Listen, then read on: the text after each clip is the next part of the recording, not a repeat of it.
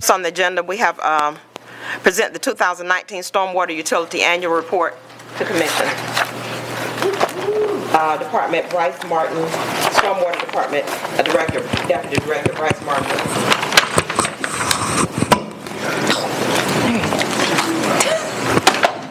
Oh Lord. What to do with that? Push it back on there, Bryce. Okay, there we go. Well, good morning. We typically present this annually to the Commission sort of as a condition of our federal stormwater discharge permit and just as a means to update all of you on our goings-on in the year and as a way to update the and educate the public. And I know we got more exciting things on the agenda this morning, so I'll be brief. Just want to cover a few of the highlights and milestones from our year. So we updated the integrated water, wastewater, and stormwater master plans. We have those three plans sort of integrated together just as a sustainable approach to managing environmental regulations. Those plans sort of have overlapping goals and objectives, so it's necessary to periodically just update and readdress those goals. And they have three distinct plans, but they're all interconnected. So we did readdress and update those this year. We held our annual model water tower competition again this year. Had 4 of our local middle schools participate in that competition, so we had a big turnout again for that. It was a good deal this year. Also had stream cleanup, big success. We had over 240 participants, cleaned up over 1.5 tons of trash. A lot of people came out. That was it seems to be growing and growing each year, so that's a big success for us. Sent out over 17,000 floodplain educational mailers and 23,000 stormwater mailers to our city residents, just kind of updating and educating them on various things, water pollution, water conservation. And we had over 80 public education and involvement events in the school systems with our environmental board and things like that. On the operations and maintenance side of the house, our crews maintained over 20,000 feet of channels and ditches and addressed over 53 work orders related to stormwater issues. A couple of those major projects, we had the South 18th Street pipe replacement, down here at Food Depot and Planet Fitness. That was a big emergency kind of replacement job. We did that one. Maddox Road drainage improvement. We had a kind of another emergency job down here at Dove Down. Had a big drainage improvement at Maple Drive. Grandview pipe replacement. And then we did the big Springer Drive culvert replacement earlier in the year. On the environmental side, we had our 28th year as a Tree City, so that's a program that we participate in, and so we celebrate our 28th year as a Tree City. Our arborist is out conducting inspections all the time, and so as a result of those, we removed 49 either hazardous or aging trees, and we replanted 88 trees in the right-of-way this year. And we secured a $4 million GFA loan to start addressing some of our infrastructure needs. We had a study that we conducted over the past few years and sort of identified some of those capital replacement projects. So I think we can expect to see at the beginning of the year and then, in the next few months, some of those projects starting to come to fruition. Some of that field work has already begun in the way of engineering and surveying on some of those. So I think we're looking forward to a good year coming up. We got a lot of eager staff in place that's excited about some of the challenges we face, and so I think we can look forward to moving in the future with some good things in place. So if you've got any questions, I'll be glad to take those, but that's kind of what we've done in a nutshell this year. So thank you. Thank you. Thank you, sir. Anybody got any questions? No. Okay, next on the agenda, discussion regarding the Georgia Hemp Act and marijuana. Attorney Drew Whalen and Chief Michael Yates will address. Good morning. How are y'all today? I have to get somebody to give me a lesson on how to run this thing. I'm going to try to be brief, and at the end, if you'll hold your questions, Chief Yates is here to answer them all for us. So that's what he gets for telling me last Friday that, you need to do this presentation. I meant to bring back. All right, we're going to talk about the Georgia Hemp Farming Act of 2019.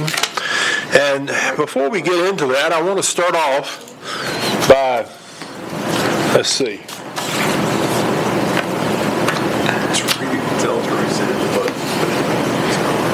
Which button do I push, Teresa?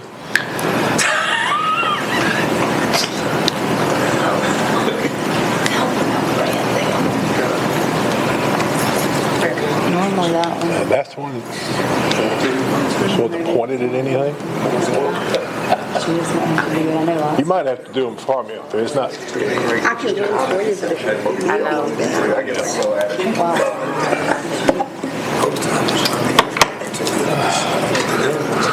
All right, we got a technical moment here. Nancy Reagan said, just say no. Right? That's what I learned, just say no. I mean, look at how many people can take to change the battery on a motor. $20 million building with a $5 sound system. The sensor has to be up on top of the thing so that. Okay, maybe Teresa can run these from the We're going to get you set up. podium up here. To run a presentation. Not enough, it ain't working. You got big Thanksgiving plans, Doug?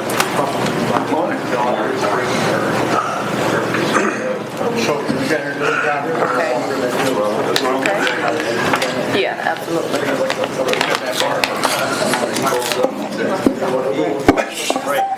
Send them on a scavenger hunt of the neighborhood. You gotta earn your food. All right, there we go. Now, Rodney's here, we'll get started. Okay, we'll blame it on Rodney. At least he's got on his Georgia shirt this morning, see that? Oh, is that what that is? Okay. All right, let's start off and talk about a federal law that was passed by Congress late last year. Public Law 115-334 was enacted effective December 20th, 2018. This is the federal law that caused the passage of the Hemp Act in Georgia this year. What does this law do? Well, first off, it defines hemp to mean the plant Cannabis sativa L and any part of that plant, including the seeds thereof, and all derivatives, extracts, cannabinoids, isomers, acids, salts, and salts of isomers, whether growing or not, with a tetrahydrocannabinol or THC concentration of not more than 0.3% on a dry weight basis. The other key term defined in the federal law is hemp product. Hemp products are all products with the defined THC level for hemp derived from or made by processing hemp plants or plant parts that are prepared in a form available for legal commercial sale, but not including food products infused with THC unless approved by the U.S. Food and Drug Administration.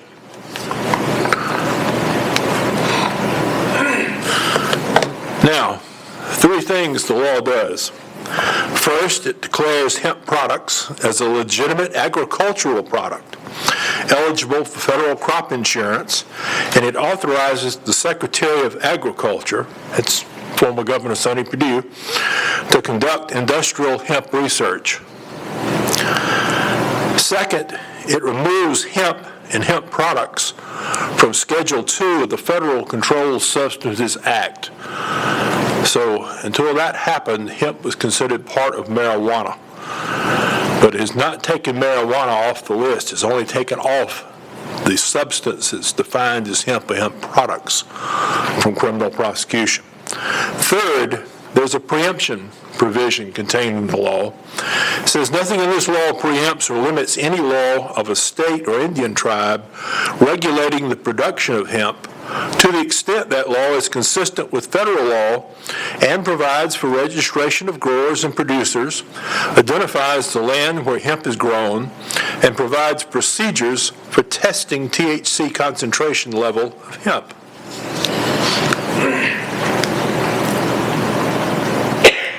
All right, so that brings us to a law that was passed by the Georgia General Assembly earlier this year, known as the Georgia Hemp Farming Act of 2019. It was Act 314, having been House Bill 213, and became effective May 10th, 2019. Now let me say the effective date simply put the procedures into motion. It didn't necessarily mean that everything in the law took effect immediately as of that date. There's some provisions in there, including some regulations that have yet to be enacted, that was supposed to have been already enacted at a October 1 date. So what does the state law do? Well, it incorporates the federal law's definitions of hemp and hemp products. The intent is to promote the cultivation and processing of hemp and the potential to open new commercial markets for farmers and businesses through the sale of hemp products in Georgia. Provides licensing of hemp growers and hemp processors by the Georgia Department of Agriculture. And it remains unlawful under this law for any person to cultivate, handle, or process hemp unless such person holds a license from the state. So it's not carte blanche to go out and grow hemp. Now, under the Hemp Farming Act, it's unlawful for any licensed hemp grower to sell hemp to any person who is not a licensed hemp processor, and for a licensed processor to buy hemp from any person not a licensed, Georgia licensed hemp grower, unless it's grown in a state with reciprocal regulations which have been approved by the U.S. Department of Agriculture. And let me say, there's a number of states who followed the federal lead in 2018 and who have already implemented bills similar to the Georgia Act. It's unlawful for any person to sell at retail the unprocessed flower or leaves of the hemp plant.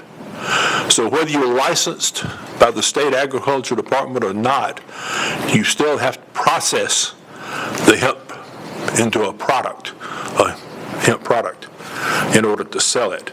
It's unlawful for any hemp processor to process other products at a facility where hemp products are processed and stored.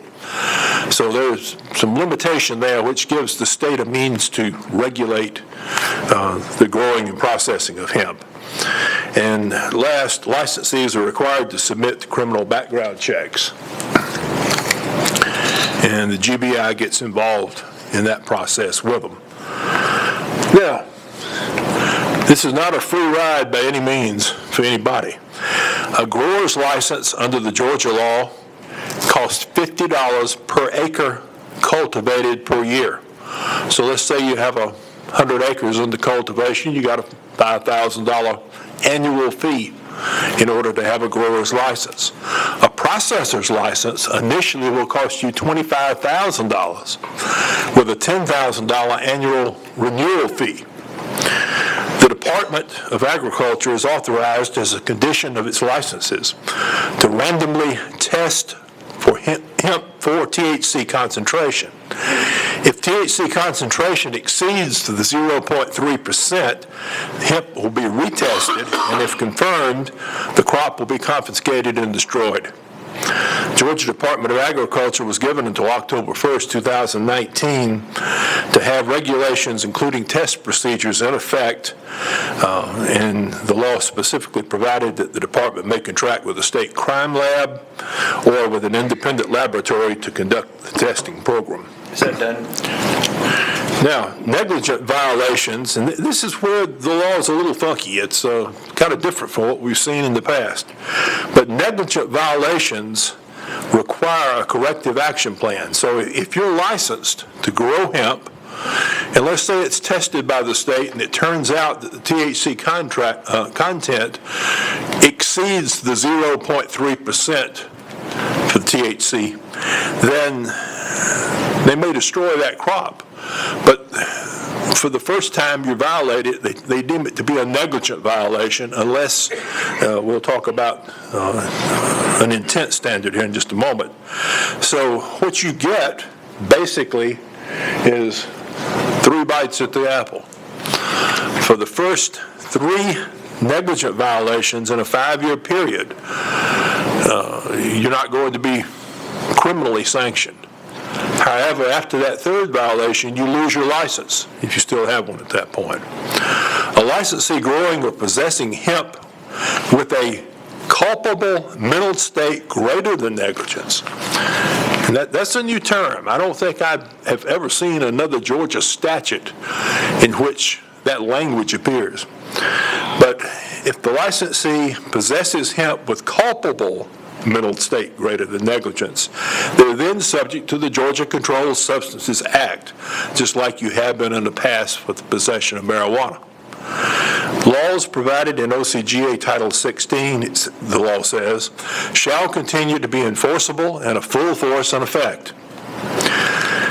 Now, the Georgia law amends the definition of marijuana to exclude hemp and hemp products as defined in the federal law, removing them from the Georgia Controlled Substances Act, Schedule 2. I would point out to you that, and I've had this question come up from another city I do some work for, as to whether they needed to amend their ordinance dealing with the misdemeanor possession of marijuana, which cases are triable before the municipal court. Well, no, because really the city doesn't need an ordinance to try those cases. State law at OCGA Section 3632-6 grants jurisdiction to all municipal courts to try and dispose of cases of possession of 1.0 ounce or less of marijuana under the state statute, under the Controlled Substance Act. So really it's just a jurisdictional process, and nothing has changed as to that. Now, there's been a lot of controversy here recently in the press about the ability or the inability of courts to prosecute misdemeanor marijuana cases. On August the 11th, and I need to catch up here. Here we go. On August the 11th of this year, the Georgia State Crime Lab issued a press release in which it stated it was in the process of validating test procedures to distinguish marijuana from hemp having a THC concentration of 0.3% or less, and it expected to have a low-cost test that would be admissible in evidence in court available soon. Well, I don't know when soon is, but it hadn't come yet, apparently, and I checked again as of yesterday. So a low-cost test that can be admitted in a misdemeanor pot possession case has not yet come about. There is testing available at the crime lab that can make the distinction based on the THC content, but it's an expensive test. It involves use of some expensive equipment, a spectrometer, I believe it's called, and you have to have a crime lab technician who's certified to utilize the equipment, knows how to properly conduct the testing, and then, of course, that person has to come to court to testify as an expert witness in the actual trial of the case, and it's simply not cost-effective for the crime lab due to their lack of funding for staffing and other factors to come. So at this time, according to this press release, the crime lab only accepts samples weighing 30 grams or more for testing, unless it's a felony charge, and they give priority to trafficking level cases at the highest priority. I would point out that Georgia law of evidence requires an expert witness to testify in court after a proper foundation has been laid for his opinion testimony.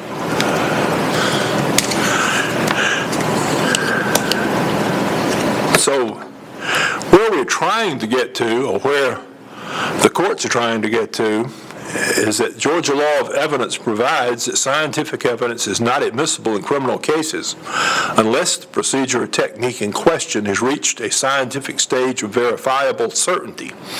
It's the role of the court to determine whether a scientific procedure or technique constitutes competent evidence, and an expert witness is subject to being cross-examined to challenge his or her competency to testify and give an expert opinion. Chemical field testing for suspected marijuana is not novel in Georgia and has been widely accepted by courts now for many years. The problem is the field test that's being used in the past doesn't make a distinction between marijuana and hemp based upon its THC content.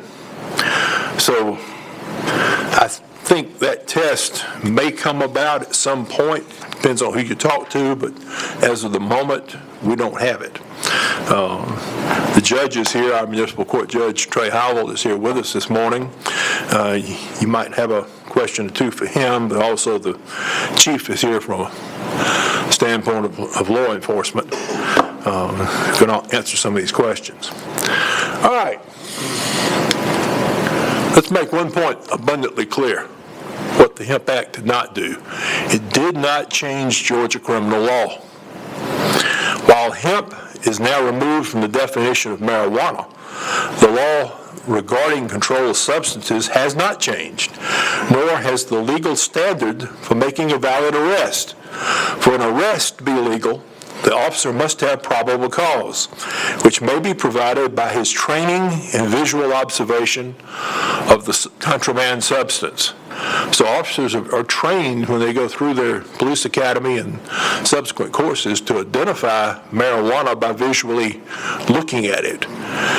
And that, I think, is going to still prevail as sufficient, if there's probable cause, to make the arrest, to uphold that as a valid arrest. It's a different story, perhaps, when it gets to court for prosecution. Prosecution of a crime requires a higher burden of proof, under Georgia law, the standard being beyond a reasonable doubt. So law enforcement may still make valid arrests for marijuana possession, while prosecutors may not be able to obtain valid convictions without higher proof of what the substance actually is. That may require scientific testing. Mr. Whalen, I know this is going to be lengthy, but I just want to ask a quick question. How did the cities of Clarkston, South Fulton, Forest Park, Kingsland, Statesboro, Macon-Bibb County, and Chamblee, how are they able to decriminalize based on what? I'm not, well, they haven't changed state law by any means. You know, I think they may, as a policy, not be taking these cases to court. Or if they take them to court, they're giving them basically an administrative fine. I think sometimes I've heard some cities may do $75 or something like that. I have a question. All right. I really don't know. If hemp is not, they separated hemp and marijuana to make a difference. Does all of it come off the same plant?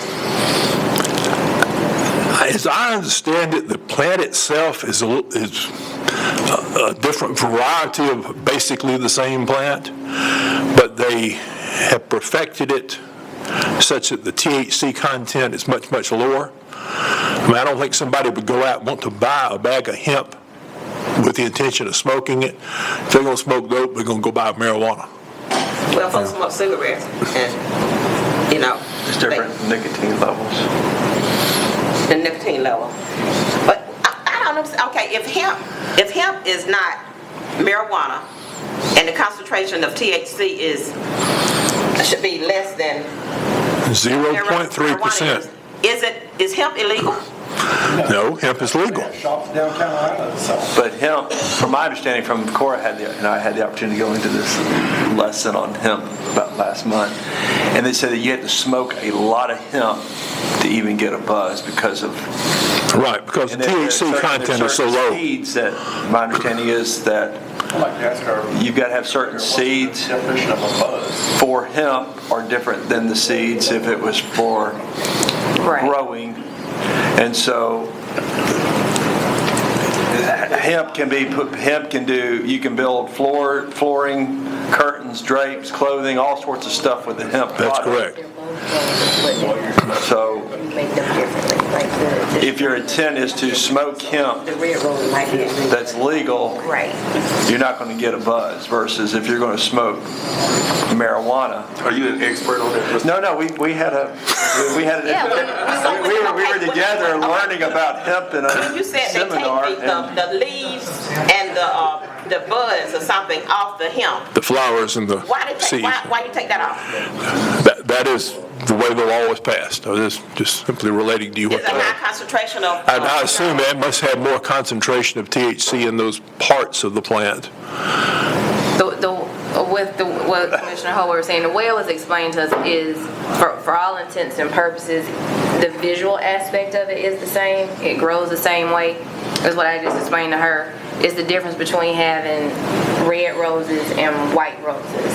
They are cultivated. The chemistry of it is different, but it's essentially looks the same. So that's the whole issue, is just by visual, it's going to look the same, but the products are used differently. So you use red rose petals in this type of floral arrangement, but you use white rose petals in a different one.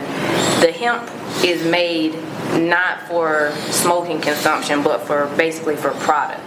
It's grown to make other things from it, as opposed to the marijuana that is typically grown for personal consumption. So, but it's essentially, at visual, it's going to look the same. It's just the intent and how they've made when they cross-pollinate and all that other stuff. It's just made differently. But The genetics are right. separate. Okay, the other thing I wanted to ask too. Early on back, you said that something's being regulated, something by the Secretary of Agriculture. Did you say the Senator Perdue was Secretary of Agriculture? He is. U.S. Secretary, yes. You didn't know that? Get a chance to grow it. Without a doubt. He has been. All right, let me just finish up here quickly. The size of the quantity possessed or seized is not decisive of whether a criminal offense is a felony or misdemeanor. Possession of 1 ounce or less of marijuana is generally intended or felt to be intended for personal consumption. And Georgia law says that's a misdemeanor. Possession of more than 1 ounce gives rise to a presumption that there's an intent to distribute or trafficking in marijuana, which is a felony, has been and probably always will be under Georgia law. Thus, the size of the quantity of the marijuana possessed or seized may be a factor in the crime committed, but it's not alone decisive. So again, these are issues that relate to prosecutorial discretion, not law enforcement's duty to arrest when probable cause exists.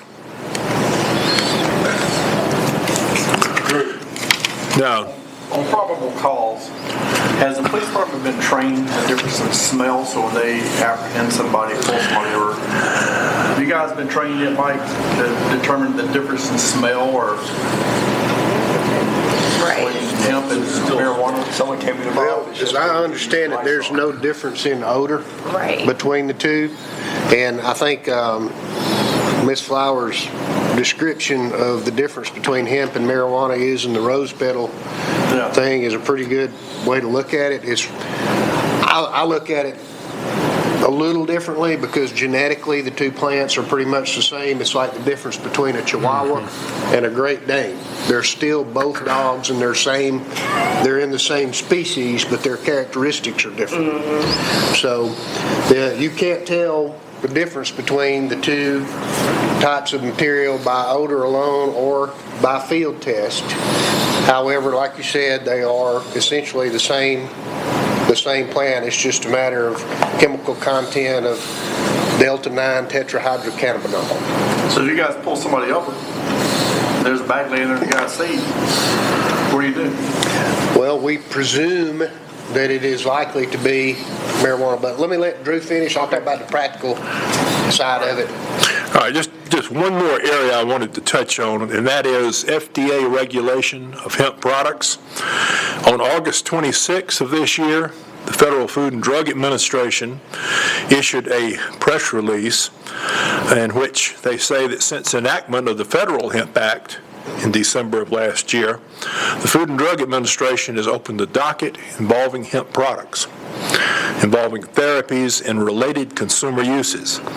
FDA has noted concern that some companies are marketing CBD oils and creams and may be in violation of the Federal Food, Drug, and Cosmetic Act and putting the health and safety of consumers at risk. As of the date of that press release in August, FDA has not approved any use of cannabis for the treatment of any disease or condition.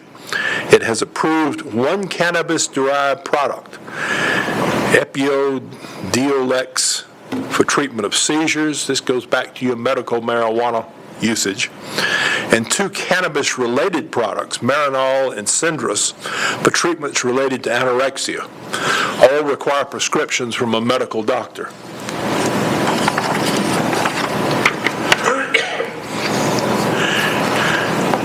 In summary, the FDA in its press release stated that it had issued cease and desist letters to several companies who are marketing hemp products, and if those companies didn't agree to cease the marketing as requested, they've begun civil enforcement actions against them if they are continuing to market the products as a drug for therapeutic or medical use not approved by the FDA. In conjunction with federal and state law enforcement agencies, FDA continues to monitor the marketplace, including internet sales of cannabis and cannabis-derived products, resulting in criminal actions. That's in conjunction both with DEA and also your state law enforcement agencies such as GBI.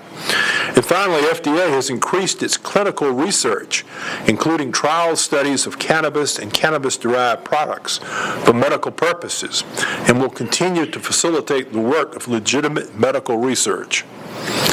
So with that, if the chief wants to come back up and make some comments, otherwise we'll take whatever questions that you may have.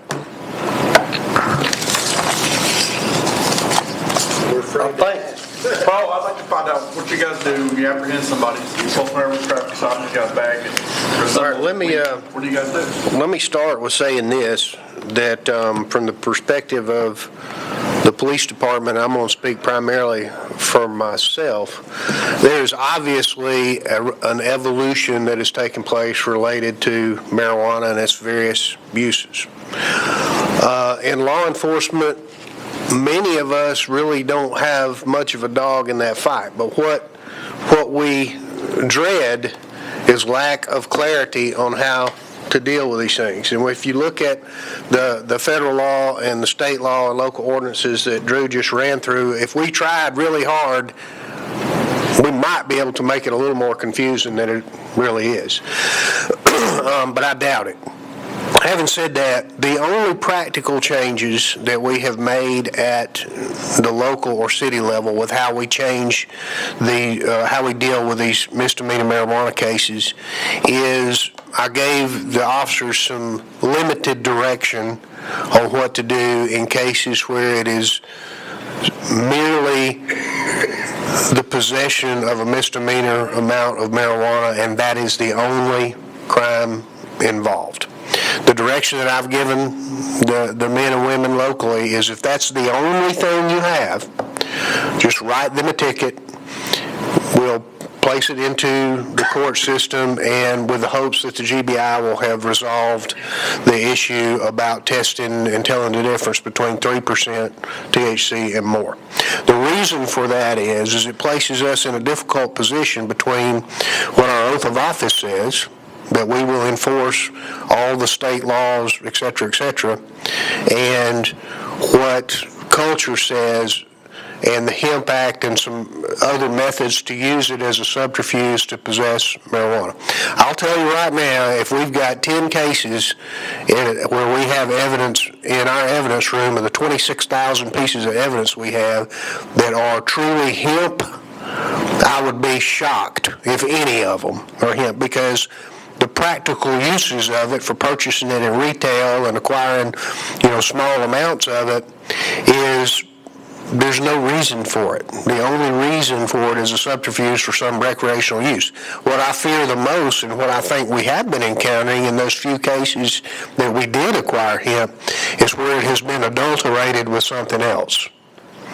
LSD, PCP, any other designer drugs thing. And I fear that because the people that use it don't know what the outcome's going to be, and neither do we. Probably one of the best examples I can think of is to answer the question, well, if you can't tell whether it's marijuana or hemp, how can you arrest somebody for it? Well, like Drew said, the standard that we use for making the arrest is probable cause. Probable cause is the burden of proof is much less than what will be required in court. And an example of how that might relate to something else we would encounter and makes it a little easier to understand is this. If you get stopped on a traffic stop and you have an assortment of pills. They're not in the prescription bottle. They're not, they're obviously some kind of prescription meds, and we take our little book out and we say, oh, this blue one with 187 on it, that says it's codeine, whatever. You're liable to get arrested for it, and likely so because probable cause exists, but we don't do a scientific test on the side of the road. Does that make sense? And the same thing happens with the difference between hemp and marijuana. And I would say our encounters in the field with this substance is probably 100 to 1 marijuana to hemp. So we want resolution to it also. Obviously, I think the legislature is going back to the drawing board to try to figure out something that's workable. I'm on some committees and things to kind of help navigate through that. In the field, we give a lot of warnings. I mean, we use discretion, and when it's a very small amount, depending on what's going on, location, time, call volume, age of person, all these circumstances, we give a lot of breaks to people. But we also make a lot of arrests, because you can possess less than an ounce of marijuana and it still be a felony, because it can be packaged in a manner for sale, which indicates intent to distribute. If we observe you purchasing it or selling it, you can be charged with the sale because of the way the statute is defined, purchase, sale, or distribute, which is a felony. Obviously, driving under the influence is a problem, which is one of the biggest concerns I have about it, is because in addition to trying to figure out the difference between hemp and marijuana, when you get to the driving spectrum of it, there's a whole different set of complexities for trying to determine what amount of THC in your system is impaired. So there's all these... Is there a test for that? Sir? Yes, there is. So like you got a breathalyzer for alcohol? Well, we have to get a blood test, and then you're talking about having to go to the hospital, find somebody that'll draw the blood, assuming they agree to it, then having to wait 2 or 3 hours. It's extremely difficult to do driving under the influence cases for anything other than alcohol, and they probably make up 60% or more of the cases that we have. So there's a lot of different complexities to it. Right now, the status of things in the field has really not changed that much, and I don't really anticipate that it will. Even if the city council passed an ordinance that said, hey, we're going to handle this as a misdemeanor or civil action or whatever, there's still nothing to prevent the officers from lawfully proceeding over to state court and taking a warrant for it. So most of what I think, when you see the other cities have done this, I think it's a bit of a knee-jerk reaction or a bit of a way to try to put a Band-Aid on something that really needs fixing. And we're somewhat okay with whatever that outcome comes. It's just law enforcement needs clarity on it, and so does everybody else. And if it's greater than an ounce, they're going to be prosecuted for trafficking, or if they have more than an ounce of... They'll be charged with the appropriate thing. And even under certain circumstances, even if they have less than an ounce, they may be charged with a felony, and the GBI will test that. My understanding is it's in the works to test the other stuff, but it's more about cost efficiency with the state and the crime lab than it is about right or wrong. Does that make sense? I want to thank you and Mr. Whalen for doing the research on this agenda item. I brought it before I asked the city manager would he put it on, and I think I just want to make sure as an elected official and we collectively that we be out in front of these type of issues, not be on the back end of them. I hate for citizens to come up to me and say, how does somebody else do it? We're not doing it. We the forefront with stormwater. We out in front of. Yeah, but it's really what the other places are doing for practical purposes is really meaningless, because there's a way to circumvent it half a dozen different ways if that's what you choose to do. We actually have some meetings coming up with some of our state legislators and things like that, and my desire is to help Georgia work its way through this in a manner that makes sense. That's what I was getting. But until that state law addresses it, we're still going to have this convoluted mess. And we want clarity just like everybody else, and we're okay with whatever the law says for us to do. But as long as the law says you will do A, B, and C, we're going to do A, B, and C. Well, I guess my only thing, and I don't have any powers to do anything without, of course, the support of the board, but if we could get maybe an officer or someone in your department making sure they are attending everything that's going on with these type of issues, so I know Mr. Wayland. Right now, it's kind of me. Okay, but as long as we got somebody that's at the table that can give us positive or, I guess, correct feedback on what's going on throughout the state. Well, I've done a lot of research with it. I've actually visited with people from Colorado and other places that have walked me through the whole transition. And I'm on the committee of the Chiefs Association for the state legislature. We're really trying. We want something that makes sense too, because one thing the police hates gray. Is a gray area, and so. And if Mr. City Manager, we could reach out to our local delegation of legislators and see what they got going on, and so we'll be informed and we can inform the public. Yes, sir. Of what's happening. Thank y'all so much. Just one last comment. About 5 or 6 weeks ago, I happened to watch CBS 60 Minutes one Sunday night. There was a segment on there on the legalization of marijuana in the state of California. And if you have a chance, I checked back later and actually rewatched it on CBS All Access. I think they call it on the internet. But if you have a chance, go back and find that video clip and watch it. It's been 3 years since marijuana in small amounts was legalized in California. They had a sheriff from Mendocino County on the show that night, and apparently once they legitimate the growth of marijuana, the quality of the product has gone up proportionally, and the number of traffic accidents particularly have gone up from people coming out, buying it legally, then going out and get behind the wheel of a car. So gives you a lot to think about, whether it's the thing to do or not. So you might want to check back on that. Thank you. Thank you. We'll take one. Come on. Get his name and address. Would you give us your name and address for the minutes? Okay, hey, how are y'all? My name is Jamal Nicholson. I'm a community activist out in Atlanta. I've been at a few of the initial. Lost Colony, Stone Mountain. Just your physical, your name and address. We have to put it in our minutes. Okay, Jamal Nicholson and 4820 Lost Colony Court, Stone Mountain, Georgia. So as I said, I've been at a few of the meetings. I've been within the cannabis realm for over 4.5 years. So to answer your initial question, as the young lady stated, it's basically a mother plant, which is hemp, and then, which is cannabis, and then there's hemp and marijuana.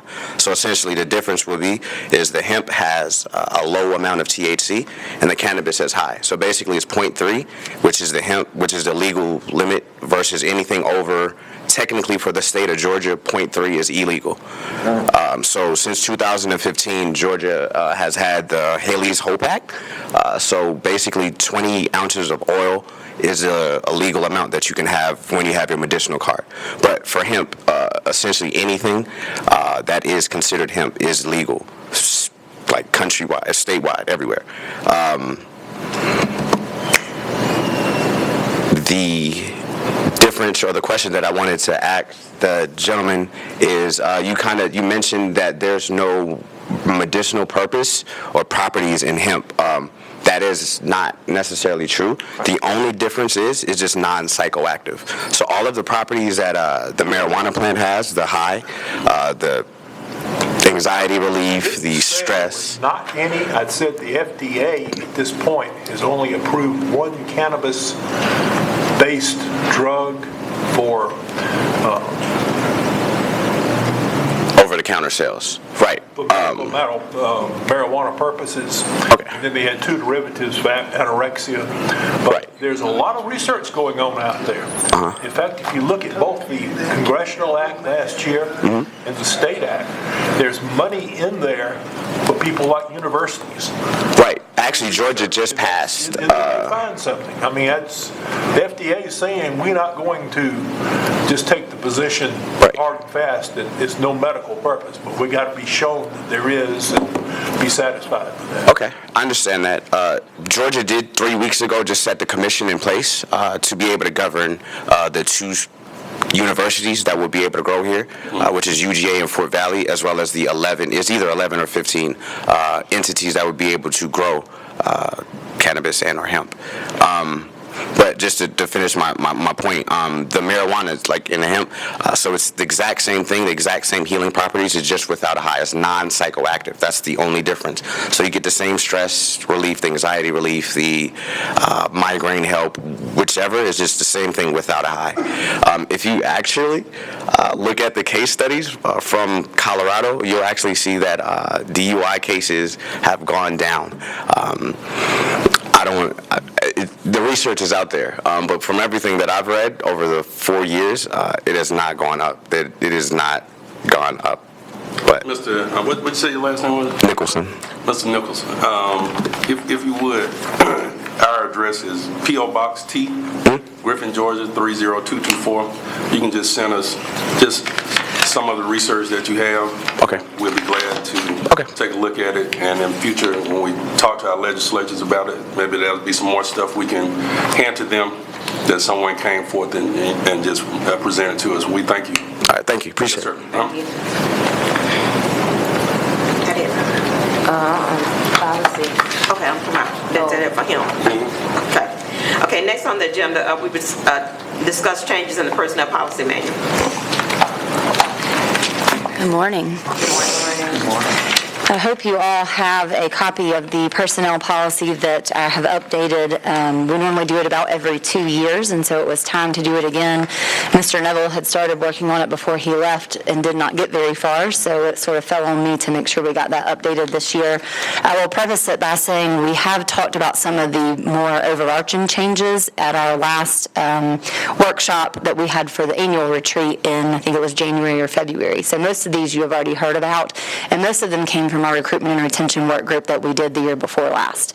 So these are nothing too new. There are a lot more changes than what it looks like because I did reformat some stuff. Unfortunately, there were just some formatting issues in regards to some numbers that really shouldn't be there, or some things that were in the wrong place because we talked about sick leave in one instance, then went to something else, and then started talking about sick leave again. So I just went ahead and corrected some of that as well. I did not update any of the front couple pages in regards to the table of contents because once I get all of it in there correctly, all of that will change. So I will update that once we have it approved. So don't look at your first 5 pages to figure out where to go.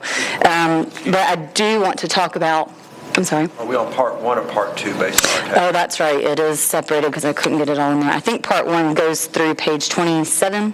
Something like that. 28. So part 29 or something? Part 1. Okay. Let's see. The first thing that we really need to discuss is in Article 3, which is recruitment and selection. Again, we had a recruitment and retention work group, so this was a big change. Yes, sir? Do we have a copy of this? You should. It's on your agenda. Okay, so it's in the agenda, not printed. No, I didn't print it. It's All right, I didn't see it there. I thought we did. no, it's separated into 2 different parts on the agenda because I couldn't get it all scanned in a PDF that way. We're in section 3. Article 3, recruitment and selection. And if you go to page 11, this is section 3.1. We have, first of all, about offering a position that they have to submit to a general background investigation. All of this stuff at the bottom of section 3.1 was moved. It doesn't change anything. It just was moved from the beginning to the end of that section. Section 3.2, the new hire referral program, is brand new. That is something that we came to you all earlier this year and discussed in regards to bonuses that we give to our employees, current employees, if they refer a new employee or a new applicant to the city. If that person is hired, then the person that referred the applicant, is given a day off with pay. If the applicant completes 90 days successfully, then the employee that referred the applicant is given a $500 bonus. And if the applicant completes 365 days successfully, then the referring employee receives another $500 bonus. Again, this is something that came from that work group. We talked with you all about it at the beginning of the year, but we needed to actually get it in the policy to be adopted formally. We've already had a couple people that have received this referring bonus, and we have seen an uptick in those referrals coming in through applications, so it has helped us. I have a question about that. Yes, ma'am. Can you tell me the rationale behind if a potential employee lists 2 referrals that both people are negated for being eligible for the reward? Because we can't afford to give that much money. No, I understand that both people can't get it, but if Kenny tells me there's a job open here and Doug tells me, and I'm not that familiar with the process, I may just come in and, to me, it seems to punish the people who are making the referrals because the person who's filling out the application may not be aware that they were only supposed to put the first person that told them or the one person. And so I guess I think of it in terms of this is a small community, so I know it's very likely that I may see somebody and tell them there's a job here, but Rodney may see them as well 2 weeks later and say, hey, it's a job. And then neither one of us I don't know what the answer to it is, but I feel like it's punishment for multiple people trying to make sure that we get good employees. I don't know how. It's whoever gets their name on the application. But I guess what I'm saying is that we're basing that on someone who's not part of our system understanding that they need to just put one person's name. I think you can only put one, the way the application is formatted. It's kind of like a hand-holding. It's like if you're referring them, you're really getting them to apply, so you're kind of holding their hand through the process. So you make sure that they fill out the application and put your name on it. Even though they may have heard it from somebody else, you're the one getting them through the process. Right, but I would say that that's a very comfortable position to take, maybe at some of the top tier positions we have, and maybe not at some of the more entry-level positions we have, but is there only one place on the application to put a referral? I think online there is. You have little boxes that you fill in, so it would only be first name, last name. If they came in, though, and filled out a paper application, which we still get some, it says first name, last name under that line, but I guess they could technically put and then put another one because just there's more space on the line. Okay, but generally speaking, there's only room to put one person. I will double check that, but I think so. That to me is a viable solution. If there's only space for one, then it doesn't leave any room for I wanted to put all 4 people. And we could also put on the paper application that you could only put one, and that way they would know and they can go back and ask their 4 which one they want to put down. I'm comfortable. Okay. Okay, we can address that then in the documents, I think. Okay. There are some provisions as well in regards to if they're hired through a staffing agency as to when they're eligible to receive that bonus. If they've been here for a longer time, then a referring employee would not be eligible for that bonus. So we've addressed that as well. The next couple, again, I just sort of moved some stuff around because it didn't make a lot of sense as to where it was. The bottom section on 3.3 and under promotion is actually what got moved to 3.1. So again, nothing has changed. It's just in the right spot now to talk about selection and not under promotion. If you swap all the way to section 5.3, which is on page 14, the new FLSA law changed, and so our exempt employees will be at $684 per week, effective January 1st, 2020, instead of $455 per week. So that is something that the FLSA changed, and we're just making sure that we go ahead and put that in this personnel policy. Any questions about that one? Okay. Section 5.20 and 5.19, which starts on 17 and 18. Again, nothing really changed here, but I do think it is worth pointing out because for some reason, the administrative casual day was discussed under tattoos, body piercings, and other body art, and it is none of those things. It's actually dress code, and it was in the wrong section. So I moved that to 5.19, but I do think that's important to note because we do have administrative casual days on Fridays, and we want to make sure that that dress code is followed, and maybe somebody didn't know what it was because it's in the wrong section. We also did sort of change the way that section 5.20 read in regards to tattoos. It just said tattoos and other body art and didn't really address the fact that body piercings and other body art can be quite different, I have learned, in regards to implants or other things like that, like horns or unicorn things sticking out of your head. So we wanted to make sure that somebody understood that we were addressing that as well and not just ear piercings. So you can't have horns? No questions. Can't have No horns? questions. No It's up to him. No horns? No questions. The city manager has the final determination of whether or not a tattoo or other body art is considered offensive. That's how it reads now. Got a lot of these guys from the military that come to the police department, fire department, that are tatted up. We do. And the way that it reads now, and again, this has not changed, is that they, if they are considered offensive, they must be covered. Again, it's up to the city manager for his discretion to decide whether or not they are offensive. Police department, too, and this is something that we all need to keep in mind, the police department and fire department, since they have such specialty jobs, do have SOPs and personnel policies that can be stricter than this. That is not what we're updating right now. This is the personnel policy as a whole. If there is a conflict with that, then it's resolved by this policy. So Chief can maybe discuss his if y'all want to know more about PD, but they have them now, and some of them do show, and Chief decides, I guess, if they're offensive or not, and makes them cover them up. 5.21, the employment benefits, we had not updated all of the changes that we made in regards to our 2.0 multiplier, so that has now been changed. We also removed the deferred compensation city match in the 401A, since we do not do that anymore, and instead put in that 2% for the GNEB's defined benefit retirement plan. There also was a little bit of language issue in regards to retirement that didn't hardly make any changes in just the way it was worded.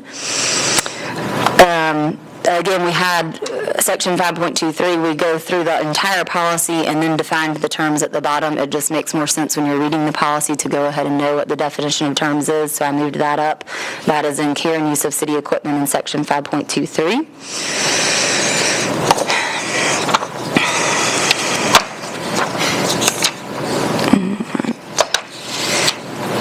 Under Article 8, smoking and tobacco use, this is now page 25. At one point, we required appropriate signage in each vehicle or building that was a no smoking building. We have established as a whole that there is no smoking in city vehicles or in city buildings, so we're not going to say that a signage has to be applied. That's just the case. So there's no smoking in city vehicles? Correct.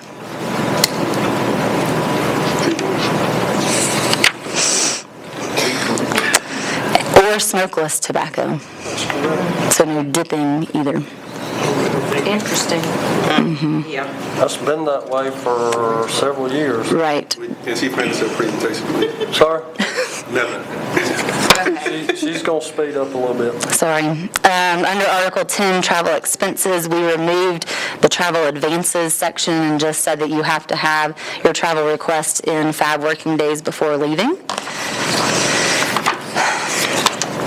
There was a misprint in regards to the destruction of records for a code section there, so I just changed that as well.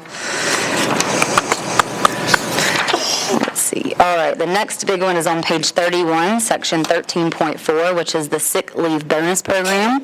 Again, this is something that we brought to you all at the beginning of the year, and it is to reward hourly employees who do not use sick leave between January 1st and November 30th of each year. we had an abuse of sick leave where people just used it because they wanted the day off, and so we're trying to encourage them not to use it unless they are actually sick.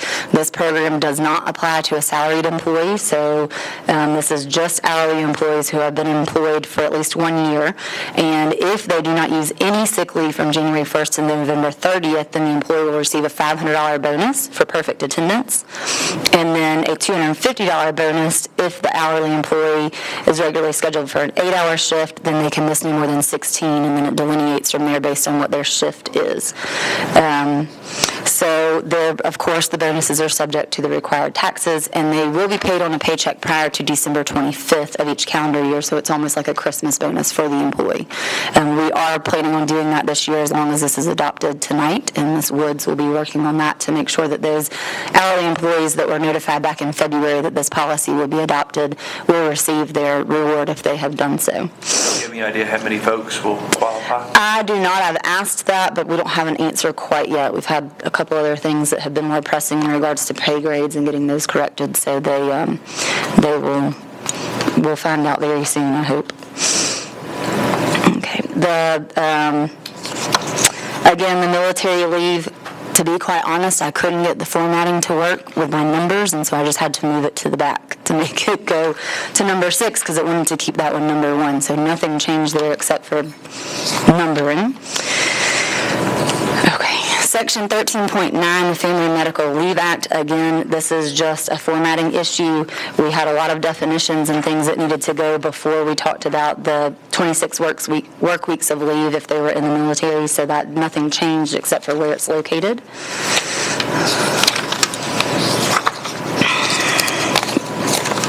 And I think that is about it. Are there any questions in regards to those changes? Article 18. Oh, I'm sorry. Employee development, yes. Article 18, so we have an entire new career planning and professional development. This is on page 44. This is in regards to hiring a new employee and making sure that they are taken through some kind of process in establishing a plan for their career.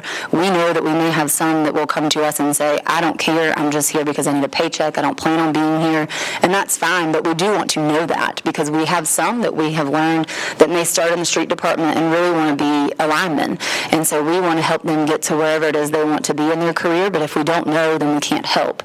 So this is actually going to require some work from their supervisors, where after 90 days of employment, they will sit down and give their new employee a self-assessment questionnaire, which they will then have to return to their supervisor and let us know if they're interested in exploring a career path with the city. Then they will have a meeting with that supervisor to figure out exactly what they need to do to go down that career path. And this is not an evaluation after 90 days. There's no way to evaluate a person, but this is just to explain to them what they can do to determine their career path and what they need to do to set goals to reach those objectives. And then every 6 months, they're supposed to meet with their supervisor to discuss that and make sure they are doing that. So if it's somebody that starts off in the street department and really wants to take Chris Allen's job, then we want to know that. We want to make sure they do leadership training. We want to make sure they have the required certifications so that when Chris is no longer with us, that person is ready for that role. And we haven't done a very good job of that in the past, so we would like to make that an actual policy now that will take place. Again, maybe not every new hire will be in that program because they may tell us they have no interest in a career plan, but we think a lot of them will, and I've already heard from some that are very excited about this. I have a question. I don't know where it is on the thing. Yes, ma'am. There's a part in here that says certain positions are unobtainable by people who have had a felony. City manager, where do you know where that is in this?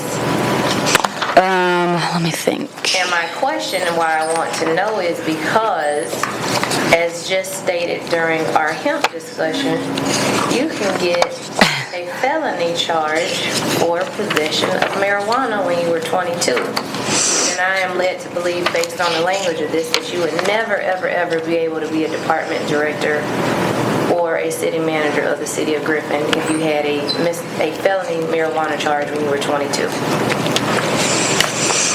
think it's in the charter in regard to the city manager not having a felony conviction. But it also says department director. It's under section 3.3, promotion. Was that in the first?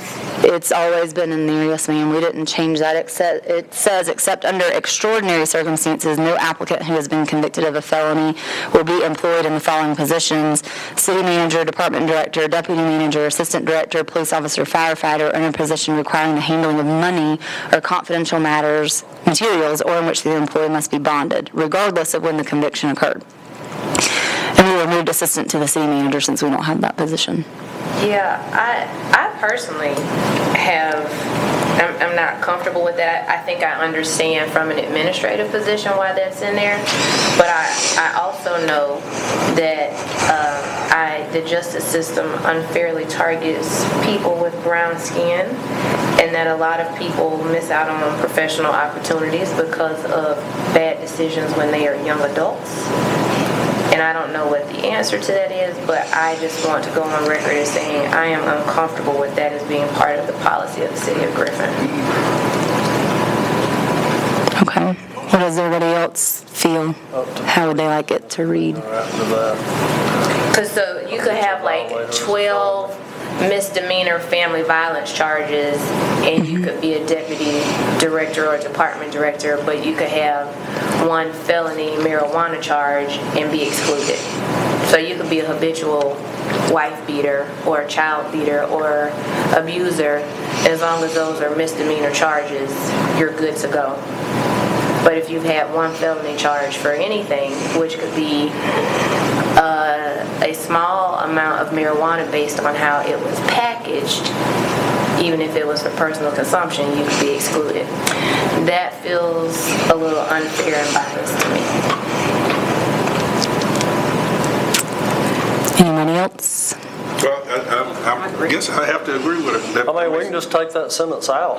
I mean, it's kind of going to be decided on a case-by-case basis anyway, based on the circumstances. So where it says except under extraordinary circumstances, we're going to take it on a case-by-case basis. So if you want to just take the sentence out, we can take it out. I'm comfortable with that. Yeah, just like that. State law preempts it for some position. Yeah, I mean, a police officer, you can't have a felony anyway. Right, so like I said, it makes sense to me that if you have a felony racketeering charge or some other financial violation, that you wouldn't be a qualified candidate for the financial department. But it to me is very limiting because literally of the discussion we just had. There are a ton of people who get caught in the system that end up with felonies, who could go through all of our employee improvement program and then be excluded from the top. So I'm cool if we take that sentence out. I can do that. Is that a consensus? Okay. All right. That's all I had. Okay. Let me make sure. Oh, one other thing that we did change is Article 19, Section 19.1, and we had not yet addressed the hands-free law in Georgia. It still just said texting while driving is illegal, so we removed that and then put in the provision in regards to you have to be hands-free in the car, not just no texting. The social media policy, Section 19.5, this is in regards to employees' personal use of social media.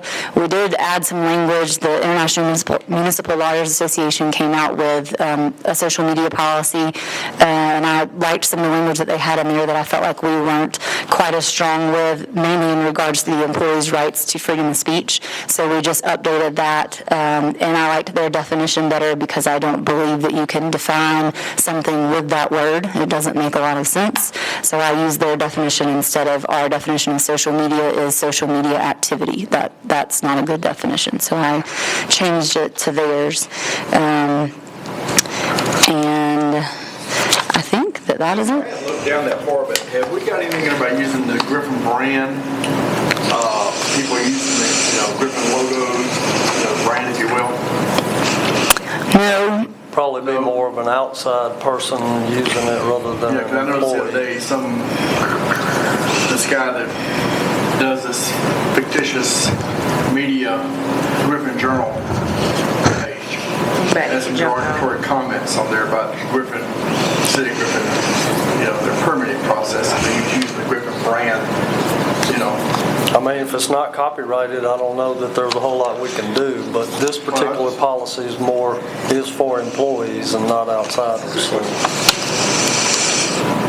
we frown upon that, but I don't know if there's anything we could actually do to enforce it or not. So with that one change, everybody's comfortable with that, and we can vote on it tonight, get it in place. Okay.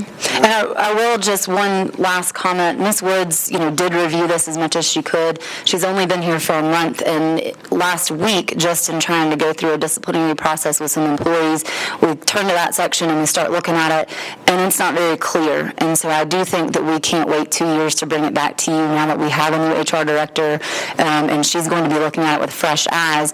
No offense to Mr. Neville, but he knew exactly what forms that meant because he wrote the policy and he did it every day. When you say you have to use the appropriate forms, I have no idea what that means. So we're sitting upstairs trying to figure out what forms, so we pull out an old file and figure out the forms, but it needs to be more detailed in the personnel policy. So unfortunately, we will have to bring this back to you much sooner than 2021. So maybe in the next 6 months or so, she has an opportunity to look at it. We will bring it back for some clarification in certain sections. Thank you. Thank you. Oregon. Make a motion to go into executive session to pursuant to OCGA Section 51421 for the purpose of meeting with our attorney to discuss pending potential litigation. Motion by Doug, and a second by me. Cora, all in favor, let me know by show of hands. 7-0. 6-0. Yeah.